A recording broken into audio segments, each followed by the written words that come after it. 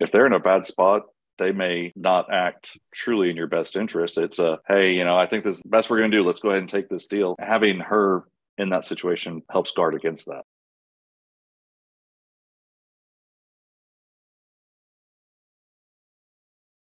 Amy's a real estate agent.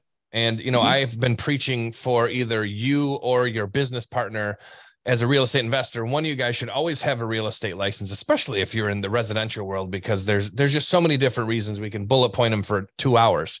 But how important has it been for you to have a real estate agent with their license right inside of your company? It's been very valuable. We haven't focused on some of the aspects that can be beneficial.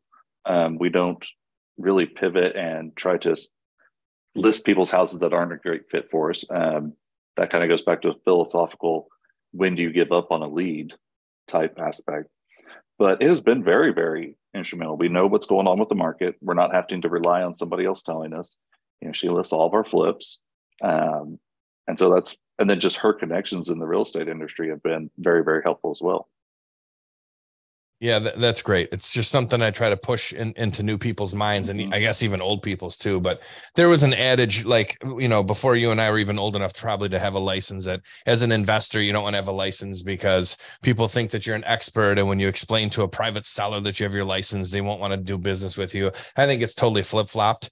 I think when I deal with people, especially over the phone, if they're out of state and I'm a licensed broker, you can look me up on the state's website. You can find me, on my normal real estate company's website, which that stuff doesn't matter, but it still legitimizes you versus some, when you first get started, it's like, I'm a guy in a truck, I'm gonna meet you at McDonald's and we're going to do some paperwork. Like, that's not as smooth as saying, hey, this is Amy. You know what I mean? She's my wife. She's my partner. She's also a real estate agent. Here's what we found.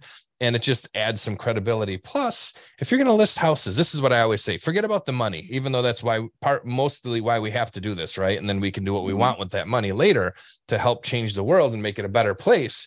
But who cares about your rehabs more than you? Nobody. Nobody. Nothing wrong with listening with an agent. And if you've got a guy or gal who's like unbelievable and you've done a lot of business with them and they're out there, that's great.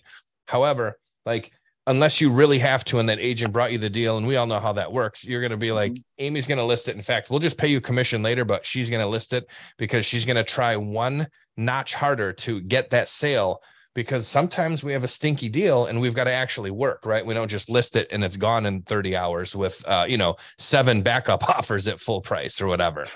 Right. So And on the flip side, and I'm not saying all agents are like this, I'm just saying in general, humans are like this.